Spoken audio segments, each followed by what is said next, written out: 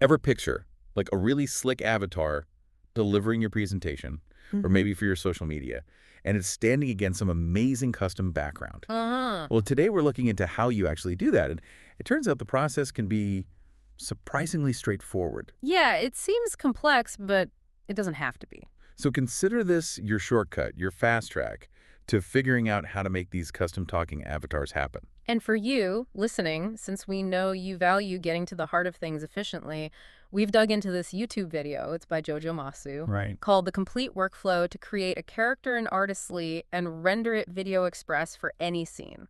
Quite descriptive. Yeah. Tells you what it is on the tin. Exactly.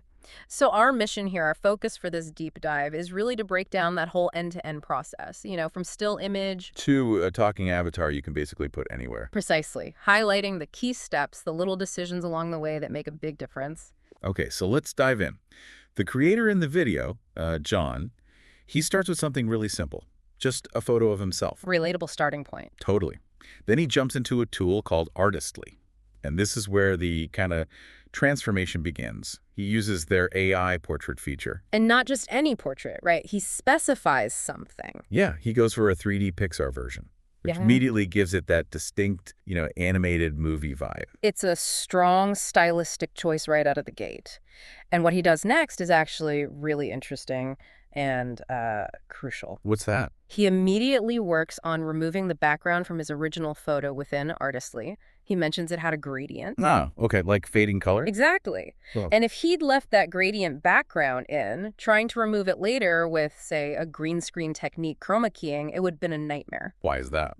Because chroma key really needs a solid single color to work cleanly. Gradients just confuse it. So Artistly's editor lets him just get rid of it. Leaving just the clean cut out of him, the Pixar version. Yep. A clean slate. It's like prepping the canvas. Really fundamental step. Makes sense. Then he gets quite specific about the image size. He resizes it to 900 by 600 pixels. And he mentions why. He points out that VideoExpress, which is the next tool he uses for the animation part, it works best with certain aspect ratios. The standard video ones, right? Yeah. 16.9 or 9.16 for vertical stuff. Exactly. So he's already thinking ahead. He knows the limitations or requirements of the next piece of software in the chain. Smart. Planning the workflow. Definitely. And this next bit, this is really key. His background choice in Artistly. He first tries, I think it was hot pink. Not pink. Okay, bold. Yeah, but then he changes his mind.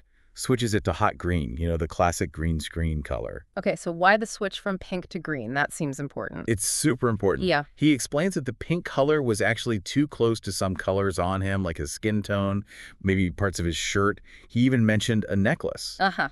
So if he'd kept the pink later on when he tries to remove that background, the software might accidentally remove bits of his face or his clothes too, because the colors are too similar. Got it.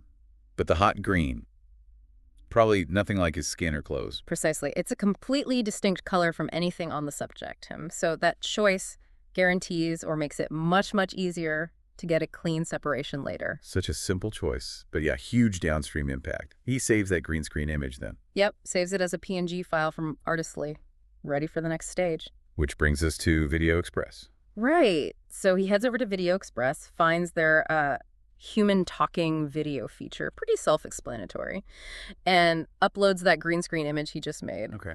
And it's interesting, he briefly shows some other things he's tried this with. Like, I think he showed a picture of Jagmeet Singh, the Canadian politician. Oh, really? And even some emojis, just quickly to kind of demonstrate the tool's versatility. So it's not just your photo you can animate. You could use illustrations, other characters. Exactly. It shows the potential. Yeah. But then, okay, he selects his own uploaded image, the Pixar-style one, as the character he wants to animate. And there's a check here, right? Something about the image size. Yes. VideoExpress is helpful here. He notes that if your image dimensions are off, if it's not that 16.9 or 9.16 ratio, it'll actually warn you. Oh, that's useful. Yeah, it might even block the import. So it saves you trouble before you even start. A good little guardrail there. Definitely. Okay, so image selected. Now for the voice part. The speech, yeah. He types in the text, "Hi, my name's John. Pause. It's nice to meet you." And he specifically adds that pause in the text itself. He does. Just writes, "Pause." It's a small thing, but it helps make the rhythm of the speech sound a bit more natural, less robotic. Little details. And then he does something else with the timing. the lead-in. Yes. Lead-in and lead-out time. This was another really insightful bit for me, too. He explains why he adds this extra silence, basically. Right, a buffer at the start and end of the audio track. Why, though? Well, think about when you're editing video later. If the avatar starts talking the instant the clip begins, or stops the instant it ends. It could feel really abrupt. Yeah. Or you might accidentally cut off the first or last word when you trim the clip. Exactly. This buffer gives you flexibility, editing room. You can fade in, fade out, place the clip without worrying about clipping the audio. Super practical tip. That makes total sense. Yeah. So he sets that up, imports the speech, gives it a quick listen. Yeah, just a quick check to make sure the text-to-speech sounds okay.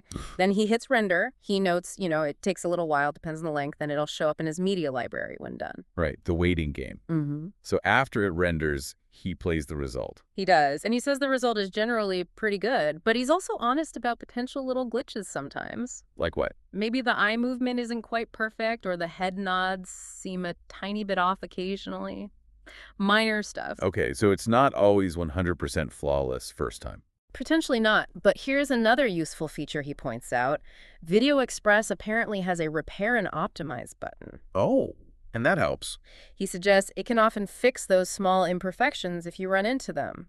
So there's a way to potentially improve the output if needed. Good to know there's a fallback. But even with minor things, the basic animation is done pretty fast. Yeah, the core talking motion is generated quickly. Which leads us to the final stage, putting it all together, getting that custom background in. And for this, he uses different software, right? Correct. He switches to a free video editor called VSDC. Could be any editor that supports chroma key, really. But he uses VSDC. He imports that talking avatar video. One with the bright green background. Exactly. And now we see why that specific green choice back in Artistly was so critical. Because in VSDC, he applies a background remover effect, which is just, chroma key. It looks for that specific color. The hot green. And just makes it transparent. And because the green is so distinct from the avatar itself, he shows it just works instantly. The green vanishes. Wow. So that careful setup pays off massively here. Seamless removal. Totally effortless because of that initial decision. Then he imports his actual background image. Well, and he wants the avatar to appear in front of. Right. In his case, it's a cool Star Trek transporter room image he'd made earlier. He brings that into VSDC. And probably resizes it. Yeah, he makes sure the background fits the standard video frame, like 1920 by 1080, puts the avatar layer on top of the background layer. Yeah, boom. And boom. Suddenly, his talking Pixar-style avatar is standing right there in the transporter room. He plays the final video, and it really works. That's pretty cool. Going from a simple photo to an animated character in a completely custom sci-fi scene. It really demonstrates the whole workflow effectively and Yeah. highlights the big advantages. Yeah, right? like overall ease. Yeah. It seems like with the right tools, creating these talking avatars isn't some mystical, complex art form anymore. Not at all. But also, that critical point about the background color choice for the chroma key. Absolutely vital. Pick a color that's nowhere on your subject. That seems like the #1 rule for that stage. Couldn't agree more. And something else that really stood out that he emphasized, What was that? the quality of the facial animation in VideoExpress. It wasn't just like a flapping mouth. Yeah. No, he pointed out you see the chin move, the expressions change, even subtle nose movements. It feels much more holistic and lifelike. Compared to some simpler tools where maybe only the lips move, which can look a bit weird or creepy. Exactly. That more nuanced animation is a big factor in making it look convincing, not artificial. That felt like a key aha moment, the realism of the movement. Yeah, that level of detail makes a difference. And then thinking bigger picture. Once Yeah. you've got that avatar isolated with the background removed, The possibilities open up, right? totally. You could animate its position in the scene using the video editor, make it walk on, interact with other elements. That transparent background is the key. So quick recap then. Step 1, create the image, maybe stylize it like he did, and crucially, add a distinct green screen background in something like Artistly. Step 2, take that green screen image over to VideoExpress, generate the talking animation using your text or audio, remembering those helpful lead in out times. Step 3, bring that animated video into an editor. Use chroma key to remove the green and drop in whatever background you want. That's the core workflow. A really potent combination of tools, actually, makes generating this kind of custom content much more accessible. It really does seem powerful. And while the tools handle the technical bits relatively easily, it's worth remembering that the creative side, designing the avatar, writing the script, that's still where you, the creator, bring the real value. Good point. The tools facilitate, but the idea comes first.